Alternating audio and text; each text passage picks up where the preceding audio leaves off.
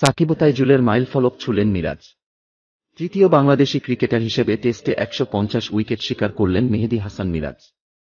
আফগানিস্তানের বিপক্ষে করিম জানাতকে শিকার করে ১৫০ উইকেট পূর্ণ করেন তিনি।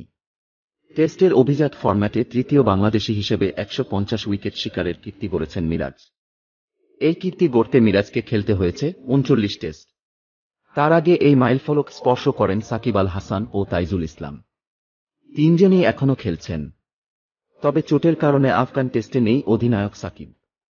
তার পরিবর্তে দলকে নেতৃত্ব দিচ্ছেন ওপেনার লিটন কুমার দাস।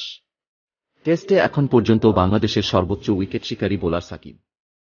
৬৬ টেস্টে ২৩৩ উইকেট নিয়েছেন এই বাঁহাতি অলরাউন্ডার। ইনিংসে সাকিব ৫ উইকেট নিয়েছেন ১৯ বার। দ্বিতীয় স্থানে থাকা তাইজুল ৪২ টেস্টে ১৭৬ উইকেট নিয়েছেন। ৩৬ টেস্টে ১৫০ উইকেটের ঘর স্পর্শ করে বাংলাদেশের সবচেয়ে দ্রুততম বোলার তাইজুল। ১৫০ উইকেট শিকার করা মিরাজের বোলিং অ্যাভারেজ ৩-৩-৬-৩ ৩-৩-১-২।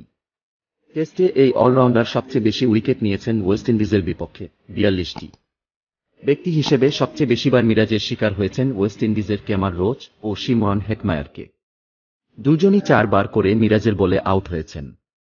দেশের মাটিতে মিরাজের শিকার ৮৮ উইকেট, দেশের বাইরে ৬২। ভিডিওটি ভালো লাগলে লাইক, কমেন্ট, সাবস্ক্রাইব করে পাশে থাকবেন। ধন্যবাদ।